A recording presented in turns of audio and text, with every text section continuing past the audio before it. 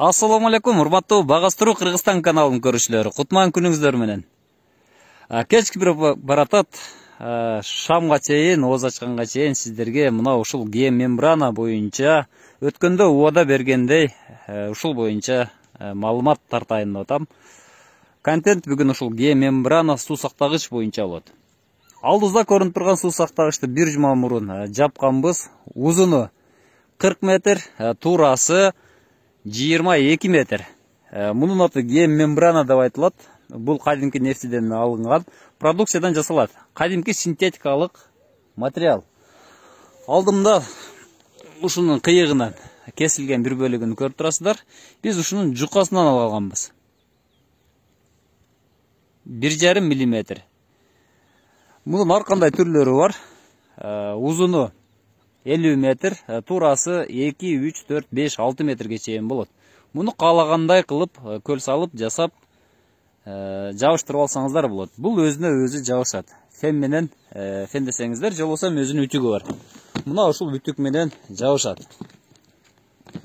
Мунун азыр чала жерлери бар. Мына шу четтерин жаап чыгышыбыз керек, анан арыгын казышыбыз керек. Бул негизинен суу өткөрбөйт. Сууну өткөрбөш үчүн, же суу кампаа үчүн, же заводторго шлактарды кармап туруу үчүн, же ушундай уу заттарды кармоо үчүн дагы болот. Же болсо кадимки ичүүчү сууну дагы сактаса болот. Сууну такыр өткөрбөйт. Ушунчалык жакшы катуу материал болгондуктан муну чыгарган өндүрүштөр муну 80 жылга чейин деп обещать этип атат. Эми биздин Кыргызстандагы шартта бул 20-30 жыл чыдап берсе жакшы эле болот. Бул ысыкта кадимкидей чойлу былдыйга түшөт. Күн суукта кадимкидей катып калат. Алдыңкы видеодо көрсөткөндөй муну алтылык зым менен бир аз уруп көрдүм. Акырына урсаң тешилбейт. Катуу урсаң тешилип калышы мүмкүн. Бул тешилип калса дагы эчтеке эмес. Тешилген жерин кайра кесип алып келип жамап койсо болот. Ошол жагы жакшы. Жыртып ыргытып берсе дагы, же бирдеке тутуп кетсе дагы муну жамап койсо болот. Азыр мен үстүндө басып баратам, калдырап атат. Мына туугандар. Кече түндө бул жерге 4 ит түшүп кетиптир. Мына издери турат, мына чыгалган эмес. Эрте мененге чейин тарта берген, жүгүрүп чуркап чыга албай коюптур. Анан эрте менен карабал bunun içinden itlerdi çıkarıp koyuptur. Jip менен moyundan tartıp çıkarıp koygan. Ar kayсы жерден hareket kılıp көргөн bu yerdençe. Ötkende koңuzдар da tarttım bile, bunda da koңuzдар çıga alбай атат.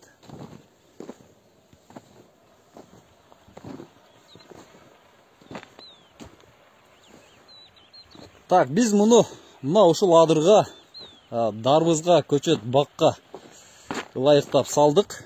Бул биринчиси. Буюрса дагы бирөөнү салышыбыз керек план боюнча. Мына ушундай адырлуу жер, көрүнүп турган Керемет тоо. Оң жакта болсо, мына ушул жакта көрүнөр көрүнбөс болуп турган бул Сулайман тоо. Адырдабыз. Кече жерди айдадык, жер табында. Мына ушул жерге дарбыз тигейин деп бүгүн маласын басып койдук. Эртең шлангасын тартып, пленкасын жаап, буйруса бул жерге дарбыз тигели деген ниетибиз бар. Буйруса дарбыздын баштан аяктан тартып көрсөтөм. Дарбыз буйурса, Куда кааласа чакырам. Мына көлгө түшүп көрөлү. Бисмилла.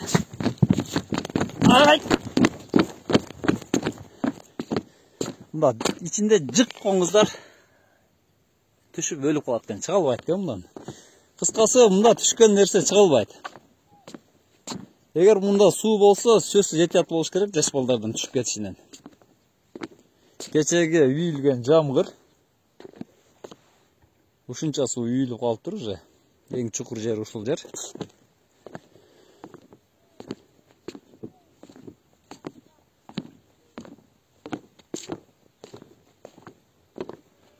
Мына ушул жерден 150 турба менен бакка суу кое берилет. 1 гектар жерге канча суу кетет, дарбызга же башка картошка дей турган болсоңуздар, орто эсеп менен пиязга көбүрөөк кетет. Томатқа, помидорға, бұларға азырақ. Капустаға азырақ, дарбызға қарағанда азырақ. 60 тоннадан 120 тоннаға чейин bir жолку сууну берсе болот. Бул демек сиздердин койгон шлангадан, анын шактарынан, тешикчелеринен. Ошондой эле турбанын өткөргүчтүгү мына ушул нерсе бардыгы эсептелип коюлушу керек. Канча басым бар? Тамчылатып суугарыны сонун кылып проекттеп, анан жасаш керек. Биз бул көлдү эгер 1 метр толтура турган болсок, демек бул жерде 800 тонна суу батат. Эгер 2 метрге чейин көтөрө турган болсок, демек бул жерде 1600 суу болуш керек. Бул жалпысынан бизге 60 тоннадан кеткенде гектарына. Демек кыйлага суу жетет бизде. Суунун запасын бул жерге толтурабыз буюрса. Эгер каналда суу кургай турган болсо, демек бул жерден алып иштеп турсак болот. Дарбызды билесиздер, сууну көп ичет. 7 гектар жерге расчет алып атабыз азыр. Ошол жерге ылайыктап куруп атабыз. Жерди бакылардан мурун кара тигин, кара эгин эксеңиздер 2 жыл жер өзүнө келет. Ото чөптөр жана башка микроорганизмдер уже ал жерде көбөйүп калат. Ошон үчүн биринчи 2 жыл мына ушундай кара эгин кылайлы деп атабыз. Мына иттер аймай бериптир, чуркай бериптир, жүгүрө бериптир. Так, артып көрөлүчү. Так, тырнактын изи даже мына чийилген эмес мынуки. Кичине чийилиптир. Тешилген эмес эч жери. Башка көл жасаган учурубузда ошол көлгө чөө бөрүлөр түшкөн учур болгон. Сууга түшүп бөлүп калган. Алар дагы чыга албайт экен. Алар мүмкүн болушунча аракет кылган, мынанын уланган жерлеринен тиштеп тапкангачы. Тиштеген жерлерди эгер тешиле турган болсо, кайра жамап койсо болот. Ошол жагы жакшы экен бул материалдын. Эгер көл чөгө турган болсо, отура турган болсо, бул ичине карап агып, ылдыйга түшүп калат. Эчтеке эмес. Ошол жагы жакшы да, бул жарылып кетпейт. Эгер бетон боло турган болсо, жер отуруп, же бир жагы жарылып кетсе, суу кетип калат. Азыр эми сыртка чыгайын дагы көрсөтөйүн. Чыга аламбы эми? Так, кайсыл жеринен чуркайын. Так. Мына ушу түз чуркап көрөйүн. Чыга алсам. Аракет кылып көрөйүн. Кеттик.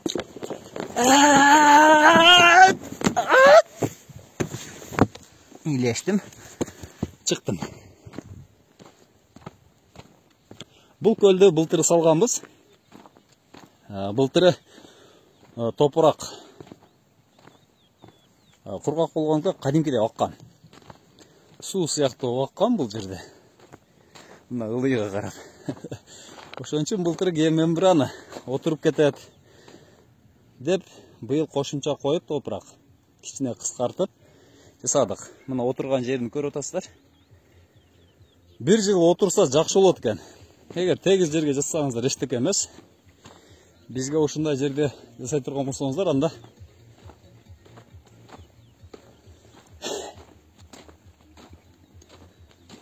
тегиз жерде боло берет. Мына отурган жерди жамгырдан кийин көрүп атасыздар. Бунун үстүнөн трактор жүрүп, КамАЗ дебелеп, трамбовка болгон. Мына үстү кадимгидей машина жүрүп алат үстүндө. Четин мынантип шамал учуруп кетпесин деп бир аз бастырып койдук. Азыраак бастырдык. Кийин жакшылап бастырабыз. Бул ушундай туруш керек пока. Былтыр мына ушундай жаннама жер болчу ушу жер. Ушул жерди каздырып жанына. Мына ошол көлдү былтыр салганбыз. Ылдыйдан сууну тартып чыгабыз, 160-тык турба менен, пластик менен тартып чыгылат. 1300 метр аралыктан суу чыгат буюрса. Суу боюнча да буюрса отдельно тартам. Короонун алдында көрүнүп турган бак 2 жыл мурда тиккенбиз. Эң этегиндеги бакты суу жетпей кургатып алдык. Анын шлангасын бүгүн топтоп алдым, тартып. Аякка дагы буюрса дару істегебиз айдатып туруп. Мына суу кеңири суу болуп кала турган болсо, демек биздин бакка дагы кеңири жетип калат.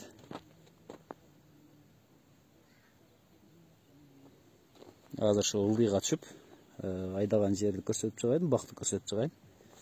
Кеттик, мына ошо тик салабыз.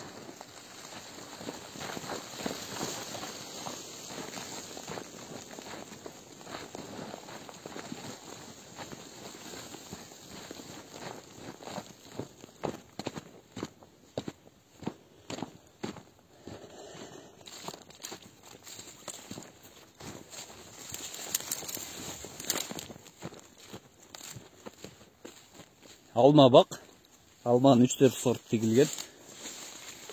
Арасына шабдал тиккенбиз.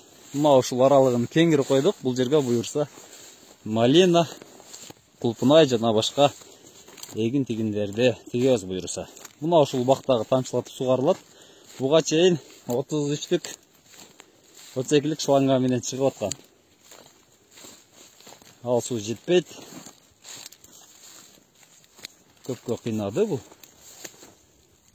Так, быйыл шабдаларыбыз азыраак-азырактан алды буюрса. Мына көрүнүп турат. Быйыл азырактан кармады. Алмалар дагы азырактан кармады. Гүлүн төгүп. Так, бул кармап атыр.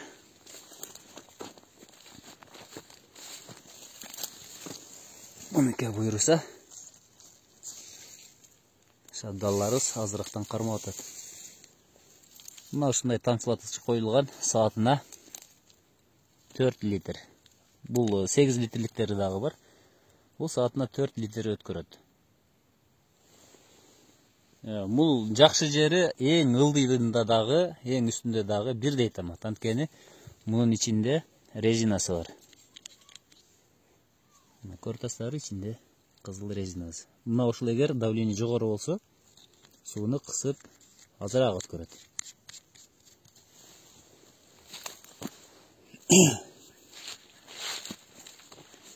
Кыргызстанда мына ошого окшогон адырлуу жерлер, суусуз жаткан талалар канча жер жатат.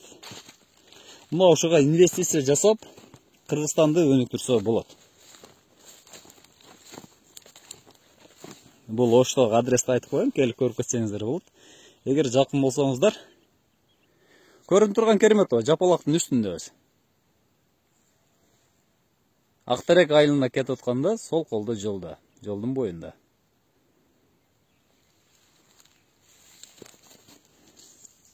Алмаларыбыз быйыл жакшы кармады, бирок көпчүлүгүн жаш жетелек болгон үчүн таштап атат.